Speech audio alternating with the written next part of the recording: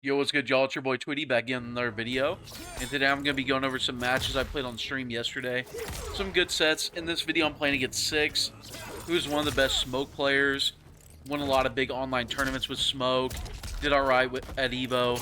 And he's actually playing Takeda, which makes sense. You know, most Smoke players, you know, they like edgy characters. Takeda, you know, he fits that vibe. And he's using Takeda with Kung Lao, so pretty interesting. Also, later in this video, I play against some Nitara players. Nitara with Ferra is actually the most popular team right now in Kombat League.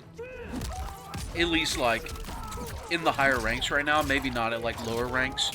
But yeah, Nitara Ferra is, like... It's crazy, because normally whenever a character gets a buff, like, you'll see more people use them, but with Nitara, it's like... It's legit like an 800% increase in the player base since the buffs, which makes sense, right? Meterless dive kick combo, EX being safe, that one jab string being cancelable, along with all the stuff that Ferra gives her. It does make sense that a lot of people will be picking her up. Six getting a nice combo on me. Now I like how he uses Lao Hat. He uses it to get like mix-ups with Takeda's overhead teleport, and also to be able to like back forward 3, air back forward 3, the like the leap Takeda has, or like the swing. He uses it to like create like mix-up situations with that. It's really cool. Obviously though, using Kung Lao, he loses, you know, the combo extenders and like grab combos that you see, you know, people get with like Jax, and people get with like Janet, Cyrax. They, you know, seem to be the typical teams right now with Takeda. But regardless, I feel like giving Takeda another projectile is a good choice as well. Whether it be, you know, Lao, Serena, something like that. But me personally, like, I feel like one of Takeda's biggest strengths is his strike throw. So I'm going to stick it out with Jax, most likely, with him. And yeah, y'all, we're less than 2 months away from Chaos Reigns coming out. So that means... Obviously, we don't know when the guest characters are coming. Right there, I got a nice extension with Jax. Nice 29% throw combo, so good. I'm down, Kombat. Go ahead and invite me. I'll join for this. There's the pass me coming in. But, we're gonna get Cyrax, Sector, and Noob all at the same time, which is really cool.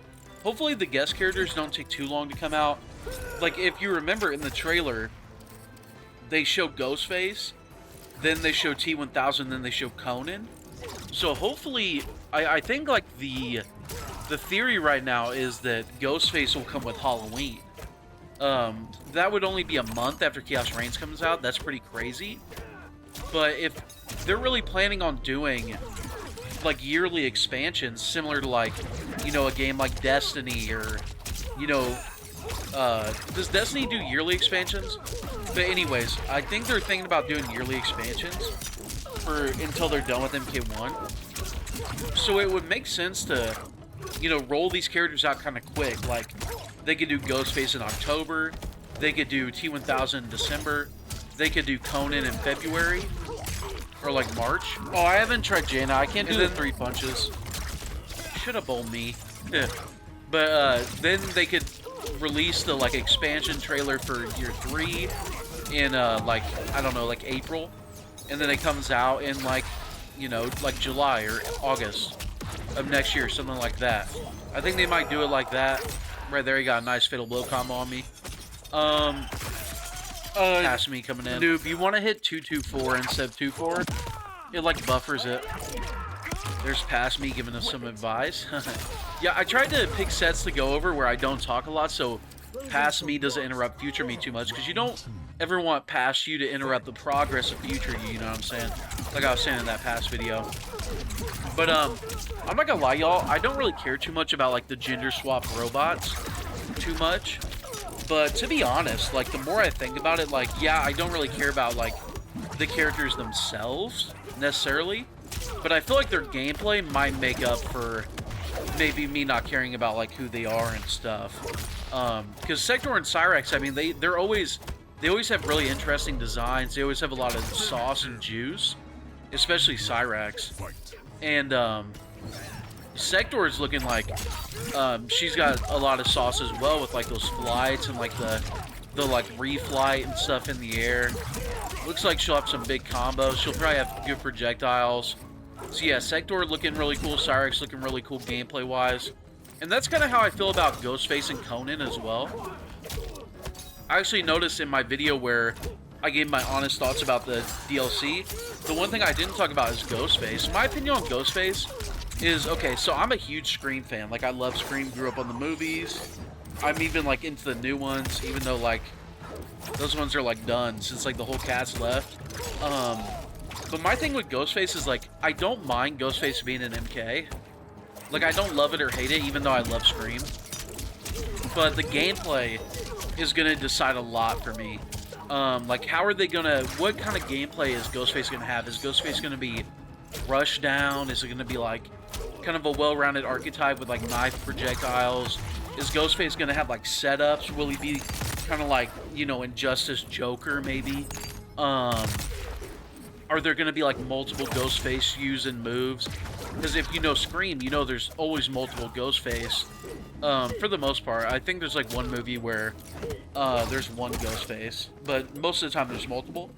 And sometimes there's even, like, teams of them. So I'm wondering if there'll be, like, they'll incorporate that into the moveset of Ghostface. That could be really interesting. Takeda, he's Kenji's cousin in the new timeline. But depending on the moveset, I'll either love or not really care about Ghostface. Because, like, RoboCop, for example, I like RoboCop. I mean, I like the movie a lot, stuff like that. But I didn't really like his gameplay in 11 too much, so I didn't end up playing him. Conan is another character where, like...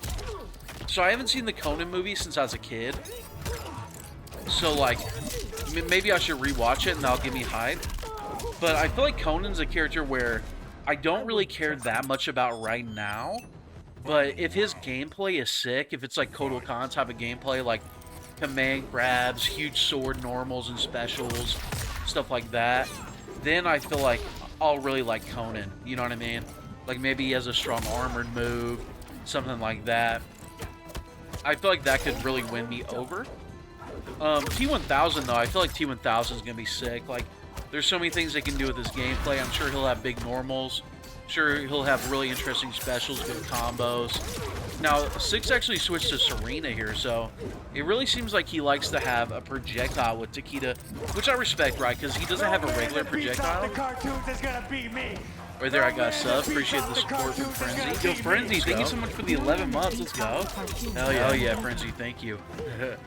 But, yeah, so, what was I saying? Oh yeah, so, Takeda, obviously, he doesn't have a regular projectile, right? He has his kunai that you can aim. But obviously, like, if someone's trying to move forward, jump forward, stuff like that, it's not really going to stop them, right? Because kunai, it only hits on the ground in that certain spot. So, like, I understand that someone might want to go for, you know, a cameo like Kung Lao or Serena, where you actually get a good regular projectile on top of Takeda's toolset. Right there, I clutched it out with back 3 into Jax Wave. I need to use Jax Wave more often because it is +7 on block. And even though it has a lot of pushback, Takeda does have good range. So it's not necessarily putting me in a unfavorable position to push back. Now here I'm going against a Nitara Ferra. I swear, y'all, over 50% of my Combat League sets this season have been against Nitara. It's pretty crazy just how many people are using her. And you would think, like, okay, Scorpion got buffed. A lot more people are going to use him, which they have been. You know, Scorpion has been a more common character this season than last. But Nitara is, like, for some reason, by far, I say for some reason, it's because of the big buff she got, combined with how well she synergizes with Ferra, right? Like, if you think of, like, the characters that synergize with Ferra the most right now, it's like Nitara, Scorpion, Geras. So it makes sense that, along with that and her buffs, that a lot of people are playing her now. But normally, like, whenever a character's stocks go up like this in the community, like, we know in the competitive community that the stocks went up, but it doesn't actually translate into seeing this many people playing them on Combat League. But with Nitara, it has. And I guess it makes sense because, I mean, she is like a character that flies around, does a lot of big combos, does mix-ups. So it's a fun archetype, you know what I mean? It's a high-octane, you know, thrilling, like, archetype. So I guess I understand in that respect. Because, like, Peacemaker was so broken, but, you know, he's a zoner. You do, like, string into Eagly, stuff like that. So you saw him a lot of high level, but you just didn't necessarily see, you know, Combat League flooded with Peacemaker because for, like, the average level player or above average level player who doesn't really go to, like, Evo or, like, Final Combat, you know, Peacemaker is not really that fun to sit there and play for, like, 4 hours a day. But Nitara is, right? Like, she's a very fun character. Maybe even I should look into her. I played her a little bit at release. Played Nitara Serena, so maybe I should look into the Nitara Ferra combo. And plus, like, I feel like, and if you're a Nitara player and you're watching these videos, you probably would agree with me. I'm pretty bad against Nitara. I just don't know the matchup super well. I probably let him get away with, you know, a ton of stuff that isn't necessarily like the most real offense. So maybe if I played Nitara myself, I would be able to learn a thing or two. You know, right there I was able to clutch the match out. You notice with my Takeda, I abuse like his 1-2 string, his jab string, because it's only -1 and its shimmy's really good. It's probably his best string overall, and leads into big damage with EX backward 2. With a different cameo than Jax, you could get a meterless combo even. Nice. Used the armor into Katana Lift to get the combo there. Now this player, you can tell this player isn't new to Nitara because they actually switched back to Chameleon. This is probably the team they ran before the patch. Before this patch, this was, you know, the go-to team for Nitara players. It was Nitara. So you see, this player seems like they're going back to their comfort pick by switching off of Ferra. I do think that Ferra is her best cameo by quite a bit, but I do understand if you're like, you know, an old school Nitara player, I understand that you might be more comfortable with, you know, Chameleon, Kung Lao, like the cameos that they've played since day one. Well, not day one with Chameleon, obviously, because she was DLC, but she's been out for like, I want to say 6-7 months by now, so the comfort there is real for Nitara mains. So yeah, this player is definitely not, I'm sure they're not a bandwagoner, since they obviously have a different like comfort team with Nitara. Right there, I'm getting a nice pickup with Jax. 41% one bar. Nice. Caught the random. Yeah, I like to do random spears in neutral on Nitaras because they're always like jumping around, leaping, canceling the leap, stuff like that. And right now going up against Woodlander. So Woodlander was a Quan Chi player. He was a Rain player at first. Then when Quan Chi released, he went to Quan. And now it looks like he's on that Nitara train with that Nitara Ferra. And he's looking really, really strong with it right now. Look at that, 43% to the mix. I blocked it. Wasn't able to get the conversion. Bad meaning by me as well. Into the teleport. Just a really bad sequence by me right there. It's crazy how many ways Nitara can open a combo meterlessly, especially with Ferra, because now she's got meterless dive kick launcher. So anything into like that up, like the move where she like goes upwards, she can combo into meterless dive kick. She can combo, I think it's 1-2-4 into that into meterless dive kick. Anytime she lands that move, back forward 2, she can combo it into Ferra. So like just the amount of routes Nitara has to combo is bananas. Compared to before, where, you know, if you wanted a meterless combo with Nitara before, you had to do like, you had to land 1-2 basically, or 1-2-2, something like that. The one where she swipes like 4 times and it's unsafe. You had to land that, or you weren't getting a meterless combo. Because even if you did like the low into the dash into dive kick, you had to meter burn to launch, right? Because the meterless did not launch. So Nitara is just like, she's like the most buffed character right now, I would say. Obviously some other characters are pretty buffed right now. Like Scorpion's looking insane with his buffs plus Ferra as well. Is there any way to time the last hit of the Rekka to where they can't poke? Yeah, he did, Falco. Yeah, that's something I'm struggling with Takeda right now that I don't really understand is he has his Rekkas, his down forward 4, and I feel like the mind game on it is supposed to be like, it's a high obviously, so they could poke it, they could armor, but like if you get him to block it, it's like you could go Rekka, and then it's unsafe. Or you could go delays. But I feel like whenever I go Rekka, there's still a giant gap in between the second and third hit. So I don't really... Maybe I'm timing it wrong. I'm going to go stream after I record this video, so maybe I should go lab that, but...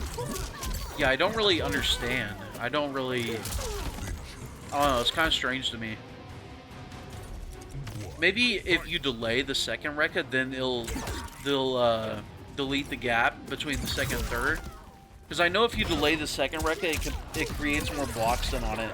So maybe that's what the answer is. I'm not sure. Right there, got a nice conversion with Jax. How do y'all feel about them doing, you know, expansions with this game year after year, potentially? I feel like that could be really cool. This game, obviously, it had its issues at first, but I feel like it keeps getting in a better state. Obviously, when Homelander released, you know, that was... With all the bugs Homelander had and stuff, like, that was a problem. But, you know, the patch they did before that was really good. And then the patch they just did was really good. Really opened up the game. Can't wait to see a big tournament happen with Ferra and all these buffs to other characters. And then obviously we got Chaos Reigns coming. I'm sure that will have like balanced stuff in it as well. It's going to have 3 new characters, so you know, maybe they'll finally give big buffs to Havoc since he is the main villain in the expansion. Nice coming back for 2 there. Yeah, there's a lot of recovery on Takeda's long range stuff. So you see Woodlander, he's punishing me from long range with back forward 2, Nitara's dash grab, and you can combo that now meterlessly with Ferra. That's pretty crazy. Right there, I'm getting a grab combo. Nice. So much damage off of grabs with Takeda. Pressure him with that 1-2. Nice block on the overhead. Yeah, that's like the Nitara Ferra classic. So the mix-ups with Ferra are like not very minus. So they'll do them on block and then just jump back dive kick. Trying to punish you counter poking. And right there, wait, is my stream still up, y'all? Yeah, we actually froze. But then we matched up again, so... Little run back after the freeze. Caught it back forward 2. Nice down 1 backdash. In the back 2-1 by me. Nice convert. Am I going to spin the bar? I am. Nice damage. About 47% into pressure. Nice blocks on the shimmy from Woodlander there. Ooh, the mix. Now, if she does sweep into Ferra, there is a huge gap there. And I did a decent job interrupting it at times in the set, but other times I really let him get away with it, which I really shouldn't, right? Because if Woodlander just lets the sweep rock and there's no gap, I'm not really losing that much health if I try to interrupt and get hit, you know what I mean? Compared to if I sit there and hold the mix, so... Also, she can do sweep into Ferra grab, and Ferra grab is way quicker than the mix-up, so it kind of closes that gap a little bit. So, a lot of options there for Ferra. Ferra is a pretty crazy cameo. I'm not sure necessarily why Ferra gives 150 health when she also does this much moveset-wise. You know, with a cameo like Trimmer, it's like, okay, he gives 100 health because you only get to use him like once a round, maybe. Because all his good stuff is like the ambush stuff, takes the whole bar. But Ferra, like, she comes back quick, people use her all the time, and she gives 150 health. It's, you know, the balance there is a little questionable to me, but, you know, we'll see. Maybe they'll... I feel like they should at least drop the health to just plus 100. Plus 150 is kind of crazy. Maybe they felt like Ferra... Maybe they felt like a lot of Ferra stuff wasn't really going to be, like, applicable. So they were like, okay, let's make her have plus 150 health at least. So if people can't make good use out of her, you know, they'll at least gain a lot of health. But it turns out, Ferra is very useful moveset-wise and gives 150 health, so, you know, it's pretty crazy. And that's another reason why she's so good with Ferra, or with Nitara, is Nitara, obviously... One of her big drawbacks is she starts with 900 health, right? And the reason for that is, like, she does have a move that gives back health, so NRS's logic is, like, if you're using that move effectively, she really does have more than 900 health. But if you're using Ferra, I mean, you have more health than a default character anyways, you know, so... It's pretty crazy. It's almost like the perfect cameo for Nitara, right? Like, gives her conversions off her important stuff, gives her mix, gives her that health that she lacks. You know, it's almost like a match made in heaven, you know? Right there, I got another nice grab conversion.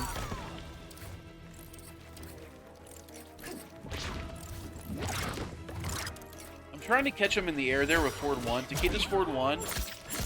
It does have a nice, like, aerial hitbox. It is able to catch people in the air, and also, it has a really good recovery. So if you catch him with just a single hitting forward 1 on an anti-air, you are able to recover quick enough to get a pickup usually. Right there, getting another grab combo, trying to clutch it out. Sometimes I am with just 2-4 because it gives you such good knockdown advantage.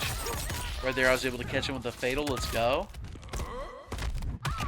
Takeda's fatal is interesting because it doesn't have armor, and it's like multi-hitting. And you can actually cancel it, and it makes it kind of somewhat safe. Not necessarily safe, but like, they don't know if you're going to cancel it after 1, if you're going to cancel it after 2, after 3, after 4. So it kind of, I don't know, it's bad in some ways because of no armor and stuff like that, but in some ways it's really good as well.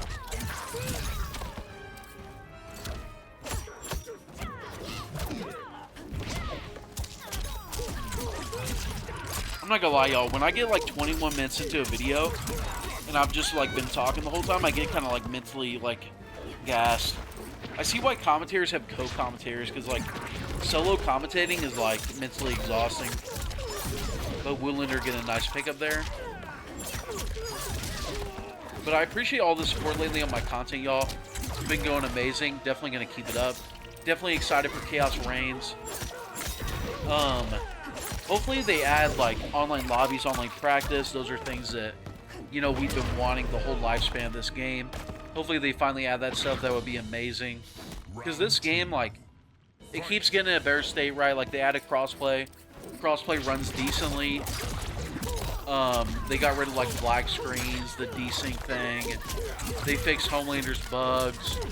Nerfed Peacemaker. Like, they keep improving the game. But, still a lot to be desired, you know? With, like, modes and stuff, especially. You know, like, what is Warrior Shrine? Where's online practice? Where are the lobbies? Stuff like that. Like, maybe we could get another offline mode. Who knows? Who knows? That would be sick, though. Nice, got conversion with Jax there. Trying to space him out. Actually made him whiff back forward 2 there. That was good. Right there, like I was talking about, got the catch with forward 1 anti-air. Got the conversion. 1-1 last round. Let's go. Who's going to win? Who's going to get that dub? Right there, I whiffed the string, just said fuck it, and whiffed the whole thing. Trying to avoid a whiff punish there. Ended up working out, too.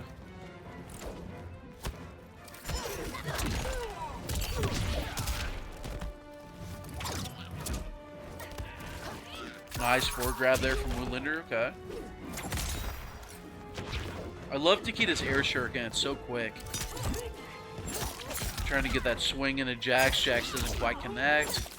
Got mixed right there. Yeah, Jax is tough against Nitara because so much of her stuff is airborne, so the ground pound's not really going to catch, even if she's just doing her regular B&Bs. Right there, we saw a sweep in the fair grab. Okay. Did the punchable dive kick. Can I make the comeback? Can I make the comeback?